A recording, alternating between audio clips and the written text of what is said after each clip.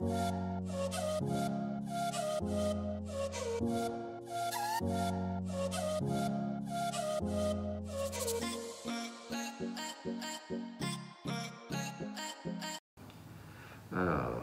je prends mon tas de feuilles,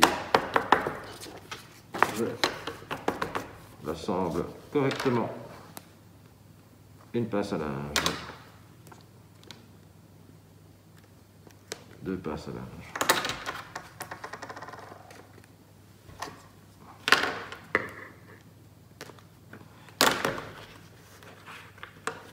Alors, je vais même le reculer un tout petit peu. Alors, je vais tracer une marge de 1 cm de largeur.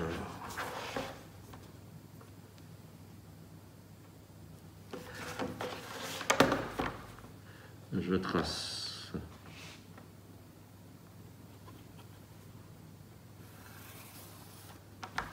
Alors, 1,5 cm. Puis tous les 2 cm. 3,5. 5,5. 7,5. 9,5. 11,5. 13,5. 15,5. 17,5. 19,5. 21,5. 23,5. 25,5. 27,5.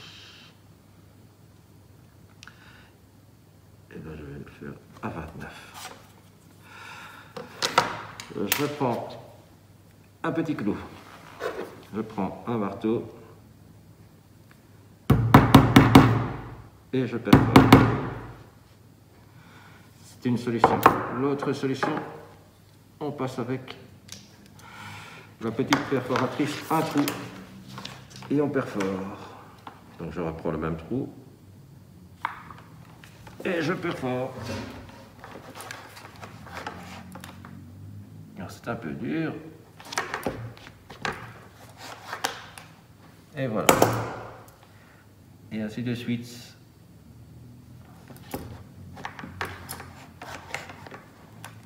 Ok, l'avant-dernier trou. Oh, quel effort. Voilà.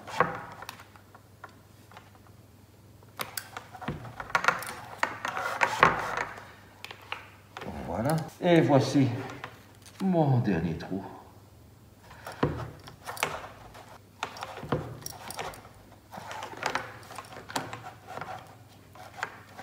Ouf, c'est fait.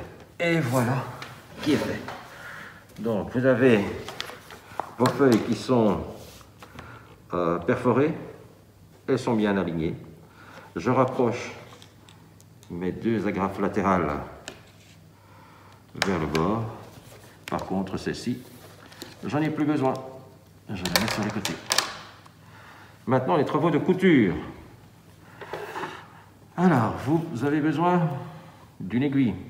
Ici, j'ai pris le grand modèle. Ce sont des grands trous, de la cordelette. Pour des travaux plus délicats, il y a les aiguilles et le fil à coudre. Nous entamons les travaux de couture. La partie la plus délicate en ce qui me concerne, je passe par-dessous en allant vers le dessus et à travers le trou, je tire toute ma cordelette et laisse à peu près une vingtaine de centimètres. C'est encore plus loin. Voilà, on y arrive. On est plus ou moins aux 20 cm. Donc je suis au-dessus de ma feuille, et bien je vais reprendre par le dessous et remonter par le dessus. Attention, évitez de faire des nœuds.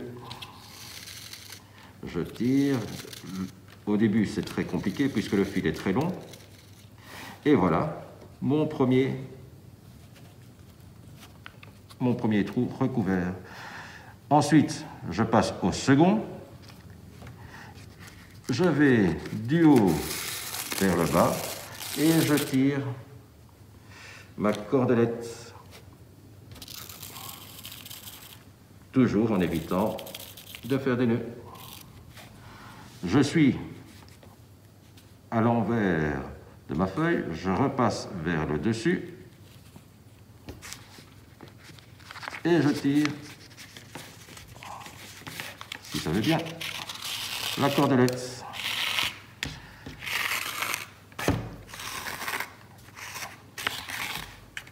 Voilà. Je n'oublie pas de tendre la ficelle.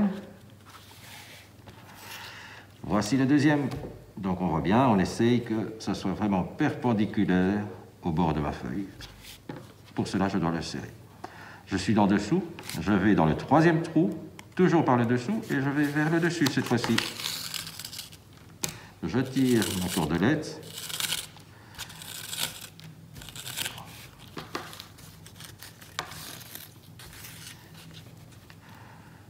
J'essaye de retrouver mon aiguille, la voici. Je suis au-dessus, je vais vers le dessous et je repasse dans le trou.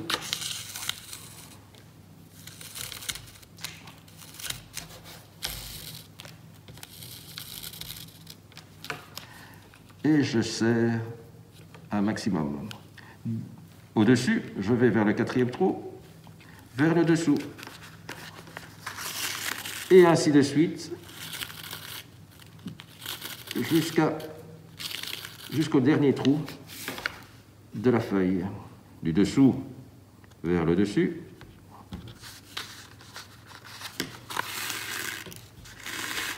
Un peu de patience. Ce n'est pas trop difficile en soi. Le seul problème qu'on risque de rencontrer, c'est le fil qui s'en mêle et qui se noue et qui forme malheureusement un nœud qui m'empêcheront de tirer et de serrer ma ficelle. Ce qui fera en sorte que ma reliure sera assez fragile. Donc je n'hésite pas à tirer sur ma cordelette pour bien serrer le tout. Voilà, du haut vers le bas. Attention ici, au niveau de ma pince à linge, de ne pas m'emmêler les pinceaux. Voilà qui est fait. Je le mets bien perpendiculaire. Je vais au trou suivant. Et là, hop, du dessus vers le dessous. Voilà. Du dessous, hop, vers le dessus.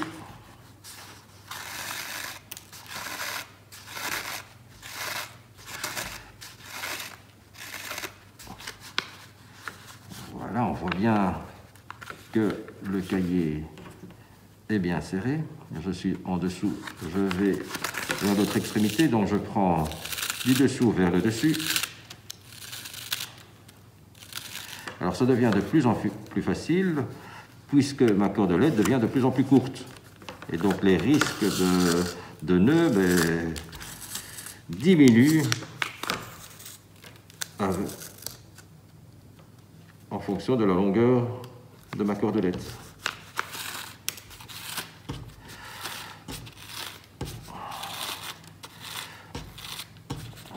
Là, ne pas hésiter à serrer, hein. C'est très important. Il faut que le fil soit bien tendu pour assurer un bon maintien des feuilles.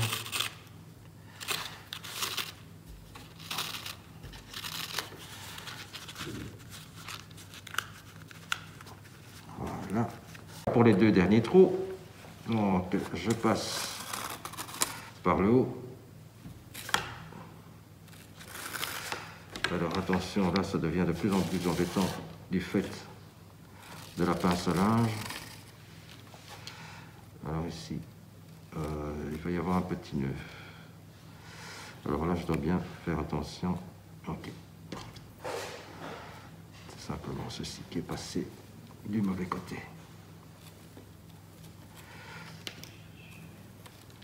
Ça ne reste qu'une question finalement d'observation.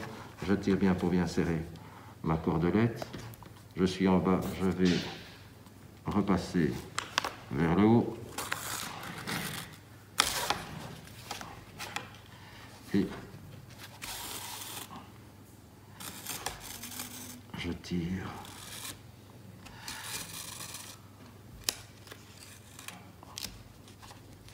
appliquer du bas vers le haut.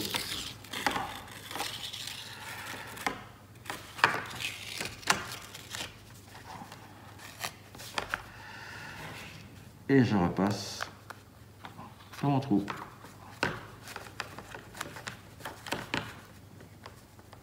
Ah là, je vais carrément piquer dans la cordelette. Voilà.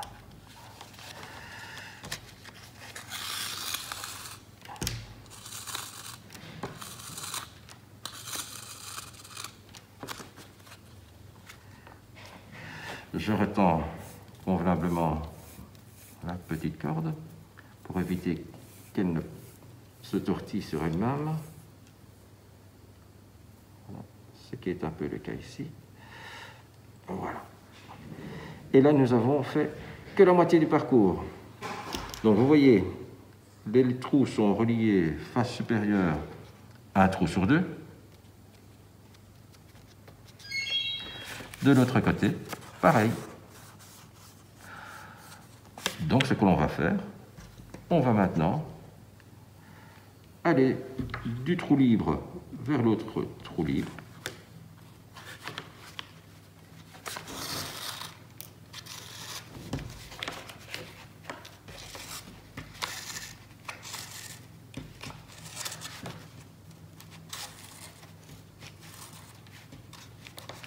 Je tire.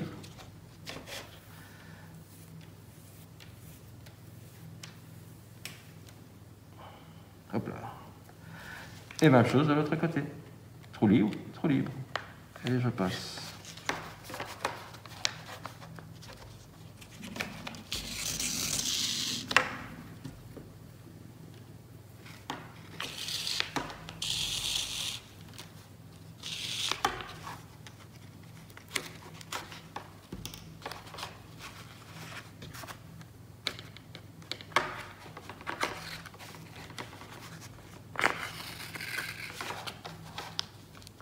Je tire toujours. Hop. Et je continue ainsi jusqu'à la fin de la feuille.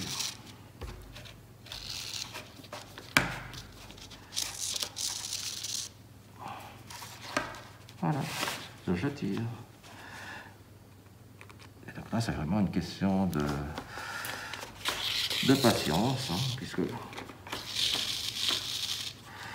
on doit... Voilà, qui est fait. Hop.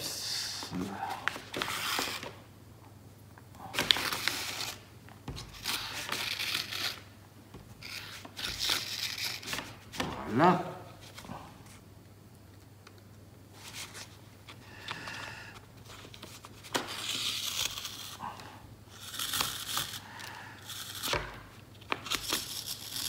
Et là, je vais me rendre compte que j'ai été vraiment très généreux avec ma corde.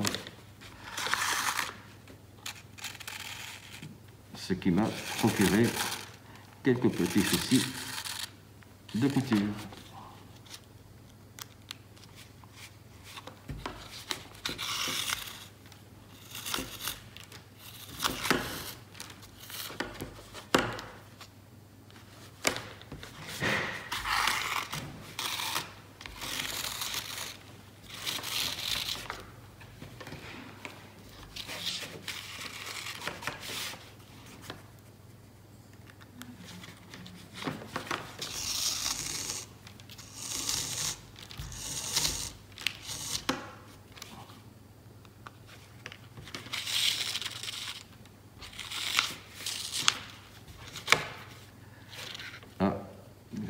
Le petit nœud.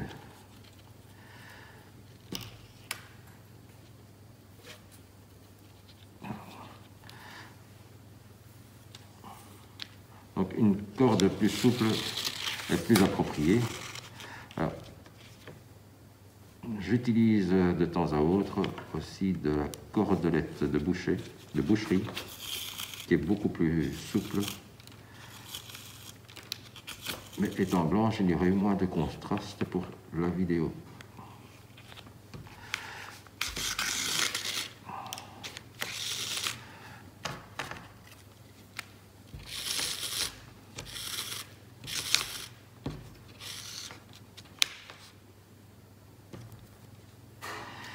Et voici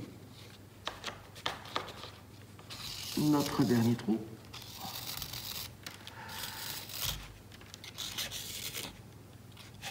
Nous sommes arrivés à terme de notre travail de couture.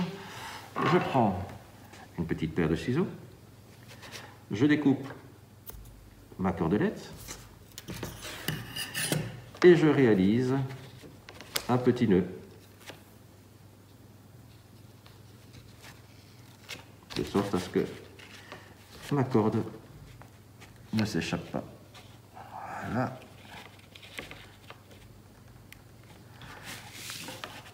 Je découpe l'excédent. Hop.